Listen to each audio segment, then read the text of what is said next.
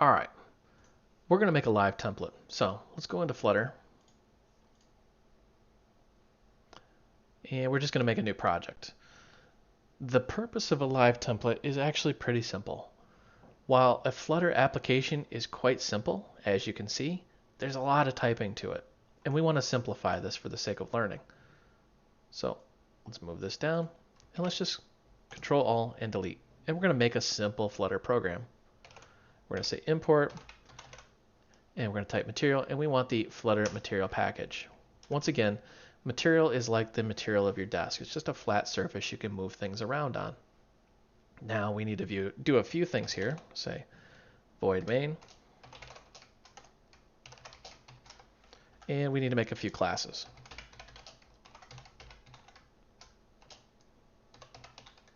And we want to extend a stateful widget.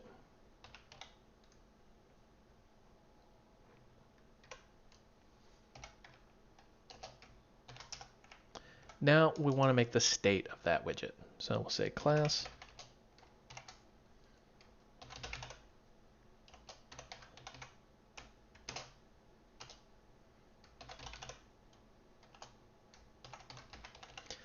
This little bit gets a little confusing here, so we want to kind of explain this a little bit. This is the basic flow of a Flutter application. You have a main, and in the main, we need to actually do the run app. So we're going to say run app.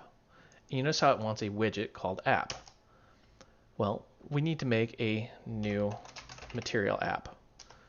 What a material app is an application that uses a material. It's a very vague concept, I have to admit, but that's how they've designed this.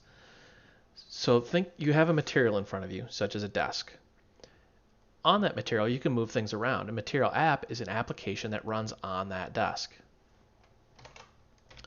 We want to set the home, equals new, and we want to make my app. So what we're really doing here is we're saying run app, we want a new material app, so we get all the material goodness, buttons, icons, you name it. And we want to set the home screen. In this case, it's my app, this class here. Now, the my app class extends a stateful widget. Now, we've talked a little bit about state. State is just simply remembering what's going on. Think of it like you're driving a car. You turn the turn signal on. That turn signal is going to click at a very interval. Click, click, click. As it does, that's the state, whether it's clicking or not clicking. We need to override something here. We're going to say override. We want to create state.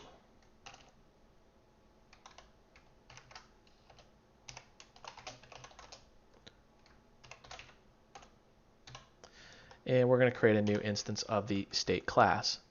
So what is going on here? Okay, we have our application. It extends a stateful widget, meaning it's going to remember its state. But the stateful widget itself is not actually the state. Think of that. Think of the ramifications of that. You are a person. You are wearing clothes. At least I hope you are while you're watching this video. Those clothes are your state. You can change your clothes at any time you want, thus changing your state. You are not your state. The state is not you. So think of the My App as you as a person and the state being the clothes that you're wearing.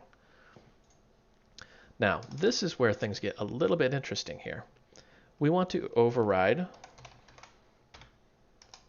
the build function, and we need to say widget, and here we go. Widget, build context, and then to do, implement a build. Let's just get rid of that to do because we're going to do that right now. What is build context? This is the context of which this method is being run. Whether it's in startup, shutdown, refresh, etc., it doesn't matter. It's the current context, and that's what we need. Now, there's a fair bit of typing here. If you don't feel like typing all this out, by all means, don't. I'm going to post the code out on GitHub. There'll be a link associated with this video.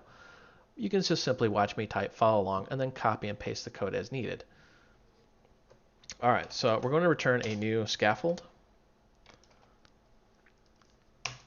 Now, a scaffold is a structure on which you're going to build your material application. Think of it like a scaffold on the side of a building. There's different levels to this.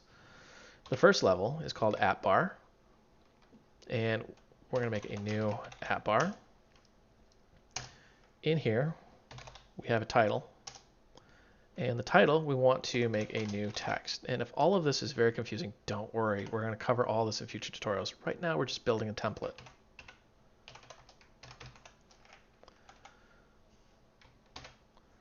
So the first level on our scaffold's app bar. In the app bar, we're making a new app bar and then filling in the widgets. Notice how the title is this widget. We're saying new text. We're not just saying ... and then hello. We're actually saying make a new widget and put it in there, meaning we can put any type of control we want in there. Now, if at any time you want to know what you can do, hit Control and space, and you'll get a list of things that are appropriate for whatever control you're currently in. So we want to select the body, and we want a new container. Once again, Control space, and you can see a list of things. First thing I want to do is I want to actually set the padding.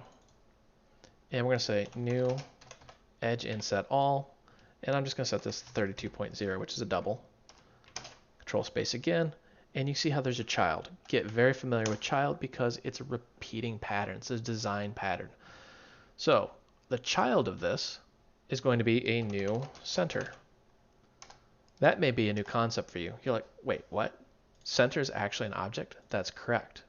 You're making a new center. You're not just saying center this. Then in the center, we are also going to make a child. That child is going to be a new column. Now you notice how column has children, meaning it can have multiple. And it's just a list of widgets. A widget is pretty much anything that you want. It's kind of the generic placeholder for an object.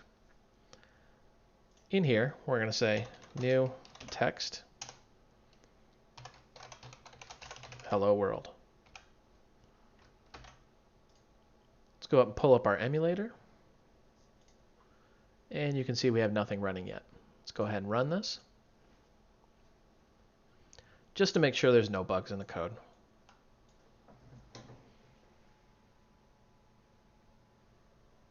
It's going to take just a moment for it to build and push it out to the device. And once it's finally up there, we'll have hot reloading enabled and all the other goodness. As you can see, this is the basic structure of a Flutter application. We have our scaffold, or actually our material app in place. This blue area is the app bar. The body is here. We have this hello world. There are other parts of the scaffold that we'll cover in future tutorials, but right now, just focus on this. Control A, Control C to copy, and then we're just going to simply go into settings. Look for something called a live template. Be sure to select Flutter and click this little green plus icon. You want to make a new live template. Call this whatever you want. In my case, I call it tutorial. Give it a description and paste the code in there. To show you what this looks like, here's what I'm using. So it just says tutorial, Flutter tutorial. It has the code already in there.